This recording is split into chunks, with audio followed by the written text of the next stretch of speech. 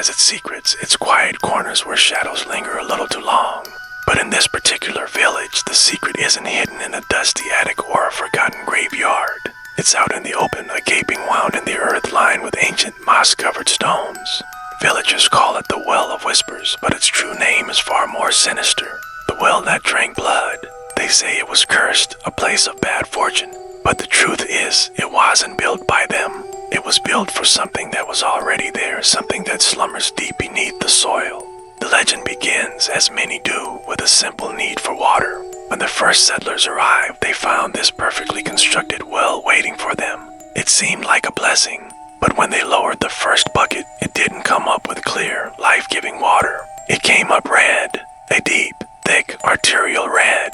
At first, they dismissed it as rust from the old iron chain, a trick of the light. Their relief was shattered when the bucket let out a piercing human scream. That was the day they learned the well never wanted water. It only wanted souls. Ever since, an unsettling rhythm has governed the well. On the night of a full moon, when the silver light pours down from the sky, the surface of the water ripples. But there's never any wind. It's a dead calm. The only thing that moves is the water, disturbed from below. If you stand close enough, you can hear a sound carried on those ripples. It's not the gentle lapping of water, but a dry, rasping whisper. A single word repeated over and over. Thirst. It's a sound that scrapes at your bones, a promise of an unquenchable ancient hunger.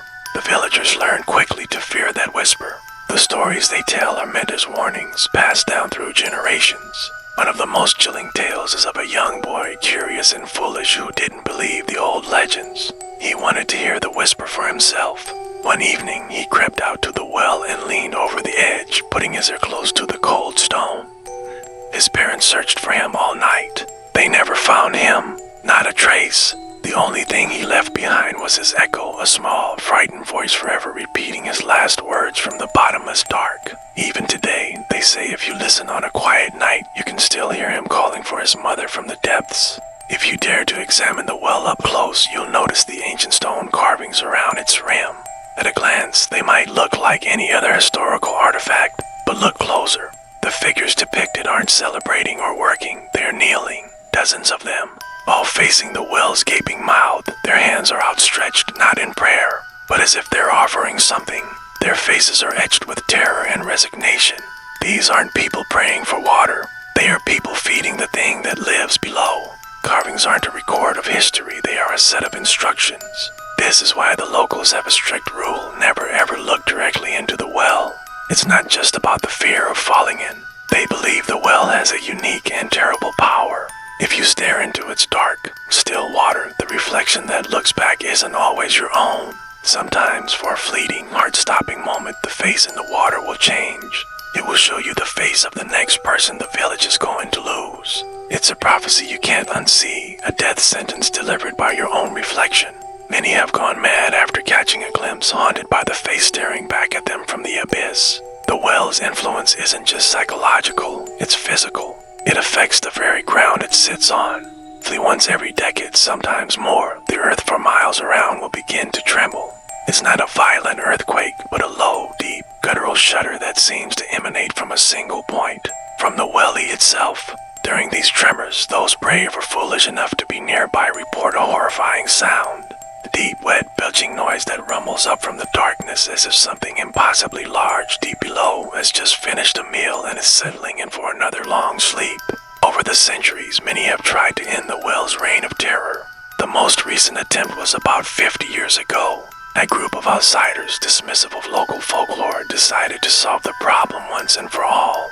They brought in a truck and filled the well to the brim with concrete, creating a thick, solid seal they believed was impenetrable.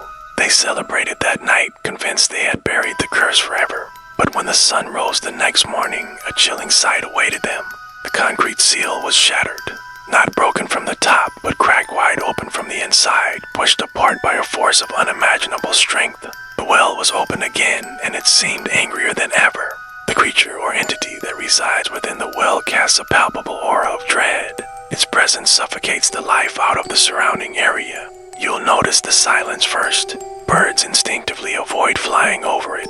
Their flight paths will suddenly veer away as if they've hit an invisible wall. Even the wind, which blows freely across the open fields, seems to die down as it approaches the well's edge. It's as if nature itself holds its breath, refusing to get too close to the malevolent presence that lies waiting. The air grows heavy, cold, and still. But the most terrifying phenomenon of all is the one you can only experience late at night. When the world is asleep and the only sound should be the crickets. If you stand by the well in the dead of night and listen with all your might, you'll hear a faint, rhythmic sound rising from the depths. At first, you might mistake it for dripping water, a slow, steady, metronomic drip, drip, drip. But as you focus, a horrifying realization dawns. It's not water. The sound is too solid to deliberate. It's the sound of footsteps, wet, heavy footsteps, slowly, patiently coming up. The well doesn't just take, it holds. Every soul that is consumed is trapped within its endless, watery prison. They say that on the anniversary of their disappearance, you can hear their voices joining the chorus of whispers, a cacophony of pleas, warnings, and screams all swirling together in the dark. The well is a library of stolen lives, a museum of fear. It remembers every person it has ever taken, and it's always, always thirsty for more. Some believe the well is a gateway, a portal to another dimension where monstrous things dwell. Others think it's the prison of a single, ancient entity banished to the depths of the earth long ago. No one knows for sure. The only certainty is the hunger, a hunger that has lasted for centuries and shows no sign of ever being satisfied. The villagers no longer try to fight it. They simply coexist with it, living in the shadow of its insatiable thirst. They teach their children the rules, they avert their eyes, and they pray they don't see a familiar face in the reflection. So if you ever find yourself in a forgotten village, and you come across an old stone well that seems just a little too quiet, a little too dark, remember this story. Don't get too close. Don't listen to the whispers. And whatever you do, don't look down, because something might just be looking back up, and it's been waiting a very, very long time for a visitor. Thanks for joining me on this dive into the darkness. If you enjoyed this story, make sure to hit that like button and subscribe for more tales from the shadows. Let me know in the comments what you think is lurking at the bottom of the well. Until next time, stay safe and be careful what you wish for or what you look into. Have you ever heard a place whisper your name when no one's there? Imagine a well, not one for water, but for something far more sinister. Tonight, we journey to a place haunted by a well that doesn't crave water, but the very essence of souls. They call it the well that drank blood. In a forgotten corner of the world, nestled among weathered tombstones, lies an old stone well. It looks ordinary by day, perhaps a little decrepit, its stones covered in moss and time. But when the clock strikes midnight, the very air around it changes. It grows heavy, thick, and cold, and that's when the whispering starts. Faint at first, like the rustling of dead leaves, the well begins to speak. It whispers names, the very names carved into the cold, hard granite of the tombstones nearby. Imagine standing there, the moonlight casting long, skeletal shadows from the trees. The whispers grow, swirling around you, getting louder and more insistent. They echo until you can no longer tell if the sound is coming from the dark, gaping mouth of the well, or if it is crept inside your own head, a chilling chorus of the departed. The villagers have known about it for generations, a dark secret they keep locked away. They say the well is a gateway, a place where the line between our world and the next is worn terrifyingly thin. One evening, a grieving widow named Alara, who had recently lost her husband, was drawn to the cemetery by an unbearable sorrow. As she stood near his grave, she heard a familiar voice, her husband's voice, calling her name. But it wasn't coming from the grave, it was rising from the depths of the well. It was a desperate, pleading sound, a voice begging for light in an endless dark. Her heart shattered all over again. Was she going mad with grief, or was this real? Driven by a desperate hope, she did something no one had dared to do in years. She took the old oil lantern she carried, lit the wick, and lowered it into the well's oppressive darkness. She expected to hear the clatter of it hitting the bottom, or the splash of it extinguishing in stagnant water. But there was no sound. The lantern simply stopped. It just hung there in the blackness, suspended, as if an unseen hand had reached out from below and gently taken hold of it. The faint flickering light illuminated nothing but an endless, featureless void. Trembling, Alara pulled the rope back up. It was slack. The lantern was gone. The story of the floating lantern spread through the village like a fever. People began to connect the whispers to their own lost loved ones. They soon realized a horrifying pattern. Every single name spoken by the well belonged to someone who had died a troubled death, someone who was buried without finding peace. The soldier who never returned from a forgotten war, the child lost to a sudden fever, the lover who died of a broken heart. Their restless spirits seemed tethered to this place, their voices channeled through the cold stones of the well, forever echoing their despair. A curious paranormal investigator, hearing the local legends, decided he needed proof. He traveled to the village armed with state-of-the-art recording equipment. He waited until midnight, set up his gear, and pointed a sensitive microphone into the abyss. Just as the stories foretold, the whispers began. He captured it all, the cacophony of names, the spectral pleas, heart-pounding with a mix of terror and triumph.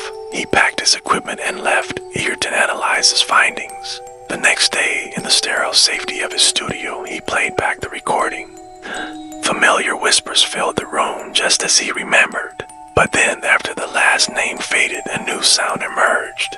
A voice he hadn't heard at the well. Dry, raspy, ancient voice that spoke directly into the microphone, a voice that was not one of the dead, but of the thing that held them. It uttered 5 simple, blood-curdling words. "I'm still thirsty." In the weeks that followed, an even stranger phenomenon began. Ground around the graves of those named by the well started to change. The dry, dusty soil became dark and damp, almost marshy even on the hottest, sun-baked days. It was as if something was drawing moisture up from deep within the earth, seeping into the soil surrounding the coffins. Or perhaps something was drinking the lingering essence, the memories, the very last vestiges of the souls buried 6 feet below. The village grew quiet, the residents paralyzed by a fear they could no longer ignore. The well wasn't just a speaker for the dead, it was actively feeding on them. The village priest, a man of unwavering faith, decided that this evil could not be allowed to fester. He believed the power of God could conquer any darkness. One afternoon, he marched to the cemetery, his holy water font in one hand and his Bible in the other. He stood at the edge of the well, began his prayers, and prepared to bless the unholy site. As he sprinkled the holy water towards the opening, it never touched the stone. The droplets sizzled in midair, boiling away into steam with a horrifying hissing sound, as if they had touched something of immense, unholy heat. The air itself seemed to recoil from his blessing. The priest, shaken but resolute, continued his prayers until dusk, but the well remained defiant. That night, a chilling sight was witnessed by a late-night traveler passing the edge of the cemetery. He saw the distinct figure of the priest walking slowly, deliberately towards the well. But it was only a shadow, a perfect, dark silhouette moving across the moonlit grass, detached, with no physical body to cast it. The shadow moved with a grim purpose, gliding over the tombstones until it reached the edge of the well, and simply poured itself into the darkness, vanishing into the depths. The real priest was nowhere to be seen. The next morning, when the priest didn't appear for morning service, the worried villagers went looking for him. They found no trace of the man himself. But there, at the edge of the well, coiled neatly like a sleeping snake, was his rosary. The wooden beads were dark, damp, and from the crucifix at the end, a single, thick red drop fell onto the stone before slowly, unnaturally, being absorbed into it. The well had claimed another, and the villagers knew with a certainty that chilled them to their bones that it was still thirsty. Thank you for joining me on this terrifying tale. What do you think happened to the priest's body? Let me know in the comments below if you enjoy stories that explore the darkness. Don't forget to like this video and subscribe to the channel for more journeys into the unknown. Stay safe and always be wary of the whispers you hear in the dark.